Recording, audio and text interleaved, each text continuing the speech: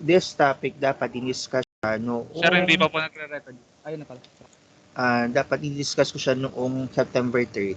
So dahil nga sa tayo ay nagkaroon ng holiday dahil based off St. Jerome, so nawala ng pasok. So akala talaga namin hindi kami ipupush na mag-makeup class. So nilaktawan ko talaga siya. Dahil nga sa binigyan kami ng chance na mag ng makeup class. So ganun lang yung gagawin ko. Imbis may makeup class ko kayo, i-dry run ko na lang kayo kung paano i-take yung exam. Kasi para hindi ko lang alam kung ibang subject kung i-dry runin kayo. So kahit papaano gagawin ko siya para dun sa ibang subjects nyo, di ba? So makakatulong pa rin siya kahit papaano. So our topic for this week is about the microeconomics or yung part 2 noong introductions of the microeconomics. So kukunti lang talaga siya. Bali, anim lang to. Anim lang ng mga terminologies and concepts lang. So first is the international economy. So international economy deals with economic activities of various countries and their consequences. In other words, international economic is a field concerned with economic interactions of countries and effect of international issues on the world economic activity. So, ibig sabihin, international economy, it is concerned with the effects of the economic issue internationally. Ano? So, yun yung ibig sabihin nun. Kumbaga, yung activity ng economy na possible siya na maka-apekto siya international. Ano po? Kasi sabi naman dyan is concerned with economic interactions of the countries. So, bawat bansa na yan is nagiging nakakaapekto siya worldwide or international yung economy ng bawat bansa. Ano po? So, iyan ay depende doon sa pumapasok at lumalabas or trade in and trade out ng economy, yung tinatawag natin na import and export. Ano po? And then next is the import and export. Ayan, kakasabi ko lang kanina. When a country export goods, it sells them to a foreign market. So, syempre, it's export. That is the consumer's business or government in another country. So, nagbebenta ka, it's either, nagbebenta ka or nagdadala ka ng produkto mo or it's either, tawag doon, pagpalit ka ng stocks mo, tipong ganyan. So, yun yung tinatawag natin na export. So, those exports bring money into the country. So, pag daw tayo nag-export, nagbibigay daw siya, nagdadala daw siya ng kita or ng income nung papasok sa bansa. Which increase the exporting nation of the GDP. Hindi ko na matandaan kung anong ibig sabihin itong GDP to. Ano ba to? Gross, ano ba to? Hindi ko na ito matandaan eh. Baka alam nyo pa. Teka, Gross search. domestic Ano? product. Ayun, gross domestic product. Ano? Then, the money spent on import gives the economy and the decrease the importing nation of gross domestic product. So, sabi dyan, kapag daw na mas kapag daw mababa or mataas pala yung pag-export nun, mas nagiging malaki daw yung income or yung natawag na gross domestic product natin. So, nag-increase siya. Tapos, kapag daw bumababa yung import po, kapag daw po tumataas yung export. Tapos, kapag naman daw po tumataas yung import, bumababa daw yung export. So, kapag dumaba yung export natin, ibig sabihin din, bumababa daw yung ekonomiya ng bansa. Ano po? And then, trade imbalance. So, the trade imbalance is first trade deficit arises whenever import exceed export. Kumbaga, yung import or yung trade imbalance daw is kapag daw mas lumalaki yung import natin comparing to export. So, one example reason for an imbalance of this kind is that import are too large, so mas malaki yung bilang ng pag-import mo, at least larger than they would be under balanced trade. Kumbaga, ah, dapat daw, kung gusto mo siyang maging balance, hindi siya ganoon lalagpas yung import doon sa dami ng ina-export mo. So, nagiging imbalance siya kapag daw ang nangyari is mas mataas pa yung import comparing to export. So, that is said that trade deficit caused the loss of domestic jobs. So, kapag daw ganun yung nangyari at tumaas daw po yung import, possible na madami yung mawalan ng trabaho domestic. Kasi, unang-una, lahat ng products kasi ang nangyayari doon is papasok. So, nanggagaling sa labas yung mga product. So, kapag ganun yung nangyari, possible daw na merong mawalan ng trabaho. So, dahil nga sa, syempre, dumadami yung income, bumaba yung export, naging konti yung productions ng pwedeng gawin. Ano po, domestically. Kumbaga, halimbawa, nandun tayo sa production of, let's say, kunwari yung sa bigas na lang. Kasi dati, ang taas-taas ng ekonomiya ng Pilipinas in terms of industrial. Ano po, industrial goods kung tawagin. Kasi, nung mga panahon na yun, nung panahon ni Marcos kasi, nung industrial goods, yung in-export natin is more on industrial goods, so madaming trabaho. Kasi, ang dami natin sinusuplayan eh. Tayo yung nagsusupply dun sa karating bansa natin na industrial goods natin. So, possible, madami talagang trabaho kasi mas mataas yung export. Ngayon, kapag daw bumaba na yung export at tumaas yung import, tendency, bumababa na yung tumataas yung bilihin at the same time, yung demand po is nagiging konti na lang. So, possible talaga siya na merong nawawalan ng trabaho kapag, or maraming mawawalan ng trabaho kapag tumaas or naging imbalance yung tradings. Ano po? Then, exchange rate. So, ito, napaka-common na naman sa inyo, sa AP, yung tinatawag na exchange rate. So, in finance, an exchange rate, or also known as the foreign exchange rate, or forex rate, or a rate, between two currencies is the rate at which one currency will be exchanged for another. It is also regarded as the value of one country currency in terms of another currency.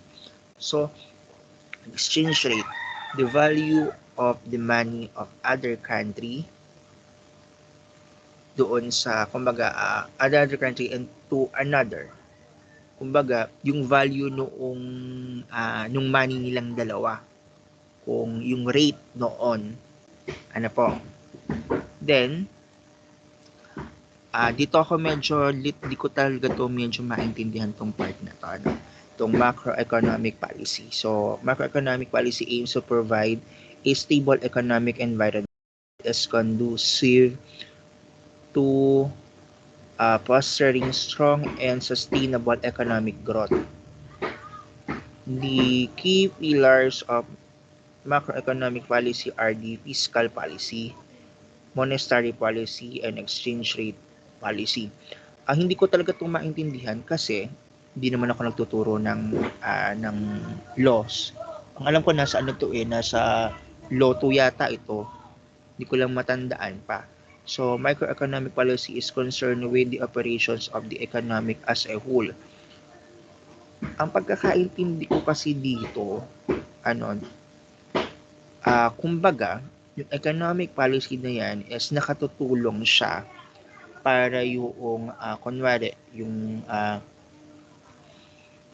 economy ng isang lugar is nasa sustain siya because of the policy na ini-implement nila doon sa lugar na yon. Halimbawa, parang ganito. Kunwari, ano bang meron tayo dito? O yan, kunwari dito sa amin, sa Cardona. So, one of the products na ginagawa dito is yung mga yung mga produkto na yari sa kawayan at saka doon sa water lily.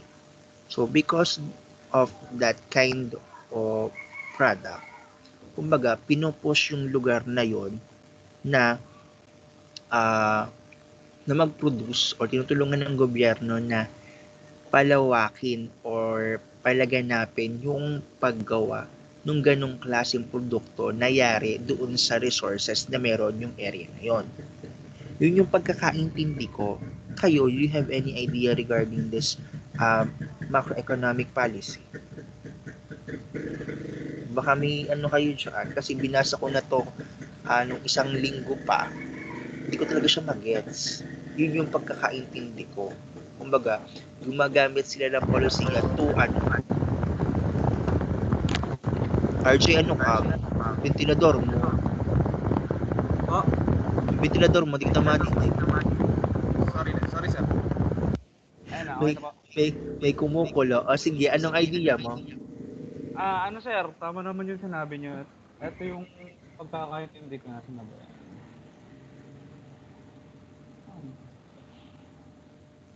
Conducive to fostering strong and sustainable economic growth. Kaya parang pinag-aaralan niya kung paano, kaya nga, katulad ng sinabi niyo, sir, para lalong mapalakas at masustain yung yung economy ng isang bansa. Okay. Thank you. Siguro ito lang sinabi niyo. Thank you. Si Ira, walang makita. Bala ko sa buhay mo. Siguro ito ay bumabiyahe na naman. Bale, naka-record naman to. Pwede nyo naman siyang i-download kung sakali. Nabibingi talaga ako. Yes. Edward. Yes, madam. Sir, yan yata sir yung sa yung, di ba pag mag-export-import sir, yung mga palitan ng pera, yung mga overpricing, yung mga ganyan. Oo, doon din siya, pumapasok din siya. Naman, sir, doon sa mga Tapos, overpricing, dapat ma-maintain gano'n. Oo, ito, kasi gawa ng exchange rate, di ba?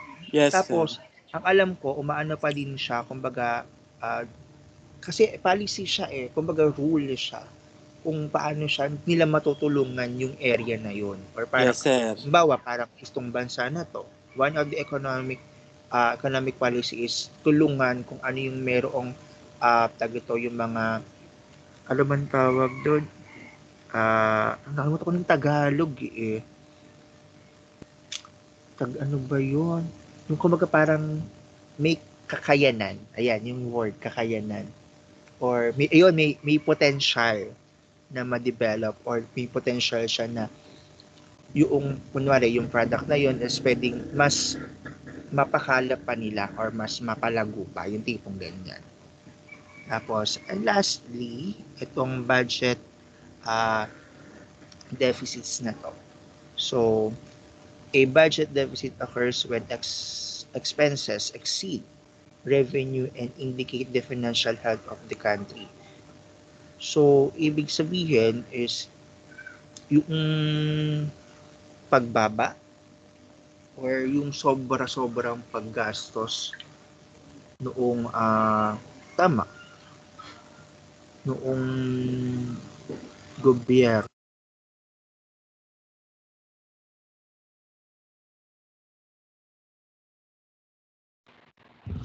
Sir, na-mute ka, sir.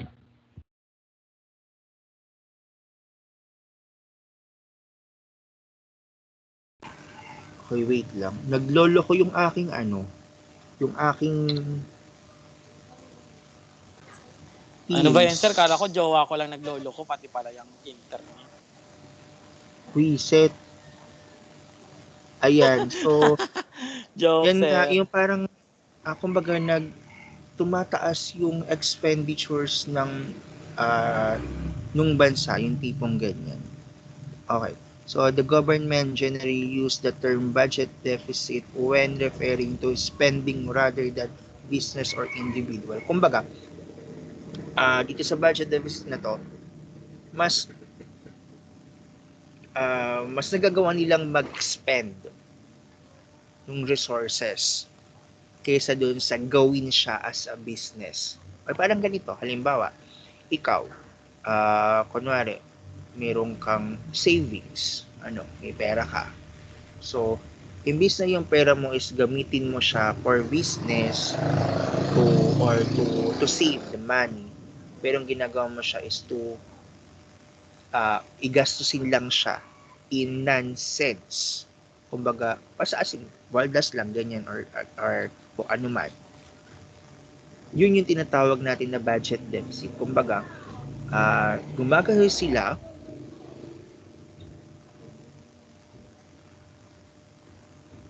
Opo, nababago po yung screen kasi 7 last page na po kami. Natatawa ako. Kaloka. Natatawa ako. Grabe. Hirap talaga kapag Sabi ko sa'yo, sir eh. Lalo Ayun, Maulan sa kasi, exam. sir. Paano Oo, yun sir, sa maulan exam nga. mo eh? Yun nga eh. Pero, mamaya sige, may oras tayo. Baka pwede na akong di magpa-makeup class. Gawin ko na lang siguro, hihina lang ko ng attendance na lang that day para masabi ko lang na meron akong makeup class kinemi. Saglit lang Sige naman yun. Sige sir. Ganun na lang Sige, gawin sir. natin. Para hindi na tayo mag-aaksaya pa ng load or kung ano man. But anyways, so itong budget deficit na to, kumbaga expenses siya without return. Kumbaga gumagastos ka ng walang kabuluhan na posibilidad na hindi siya bumalik. Yun yung tinatawag na deficit budget or budget deficits po. O ayan, o sino mang merong mga ideas pa dyan, you can share po. Share po kung sino may mga idea regarding budget deficits po.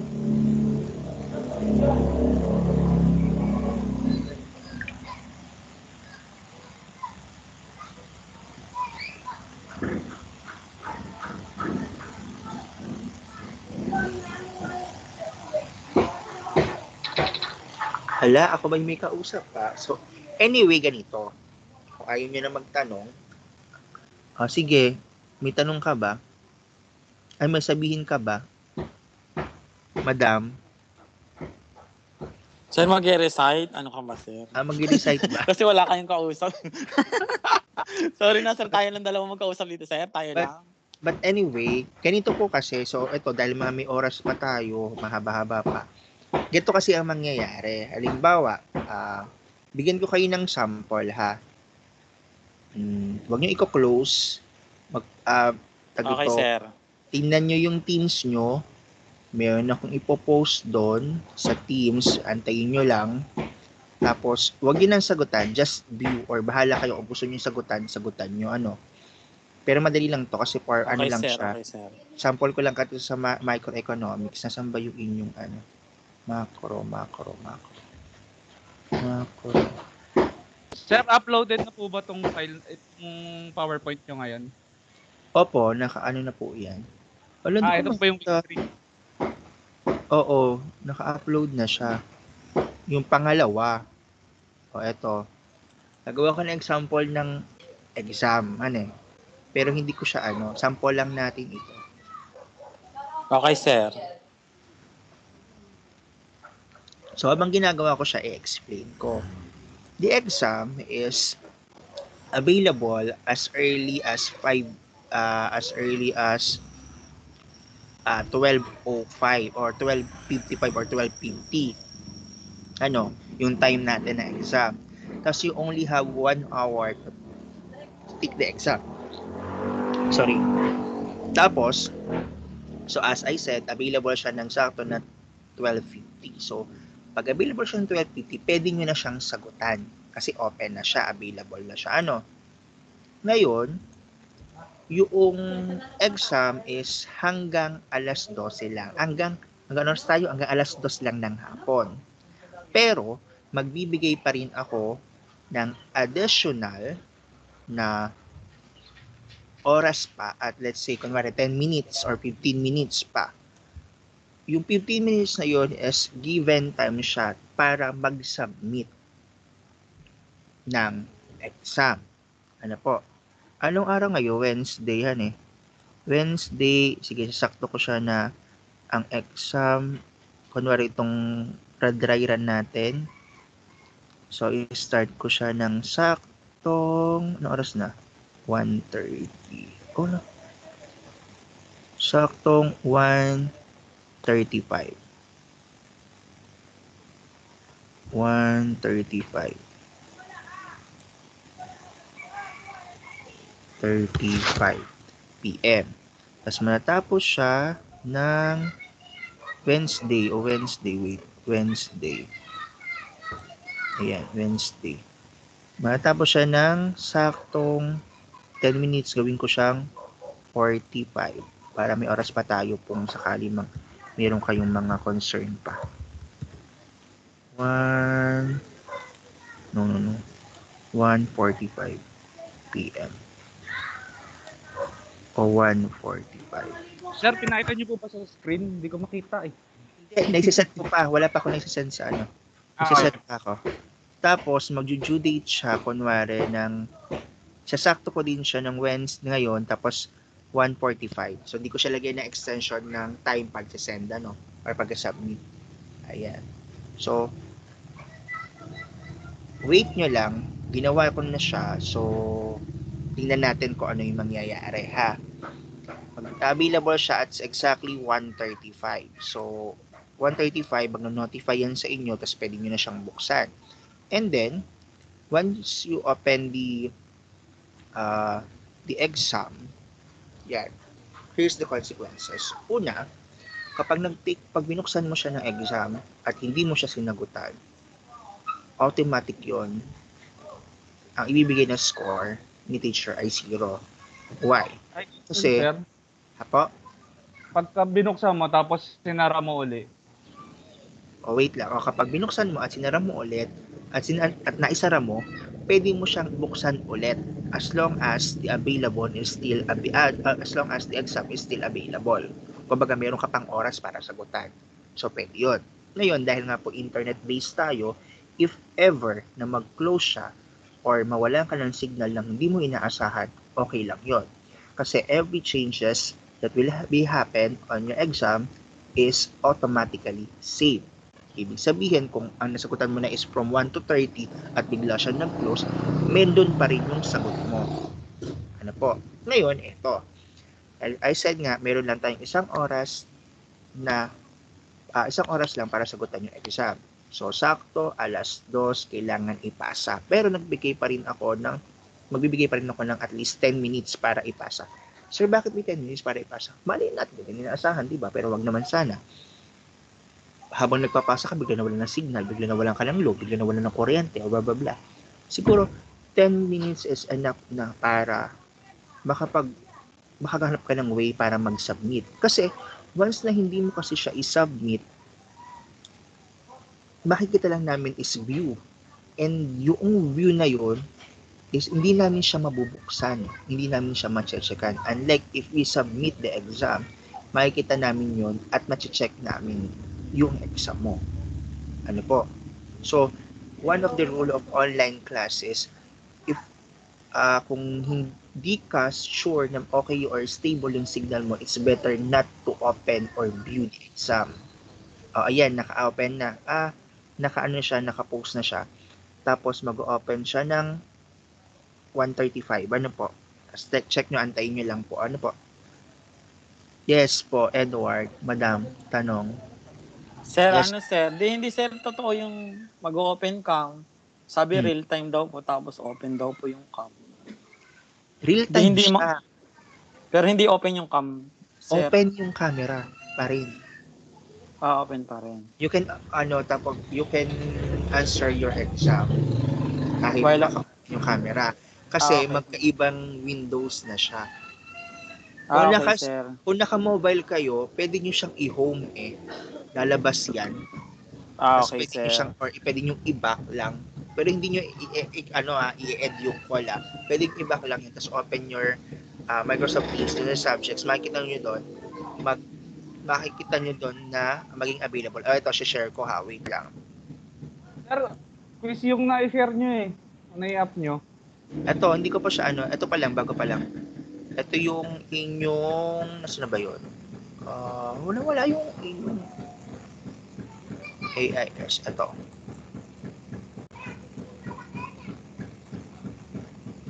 Yan, available na siya. 1:35. Ayan o, nakapost na, 1:35. Sir, nabuksan ko na po. O yan, o sige, try nyo sagutan. Sagutan ko talaga? Hindi, ikaw, bahala ka. Lagyan mo ng kunwari, lagyan mo lang ng letters, ganyan. Try nyo, explore nyo lang siya. Explore nyo yung laman, kung ano yung nangyayari dun sa loob ng exam. Yung exam niyan, hindi nyo siya madadaya. Bakit?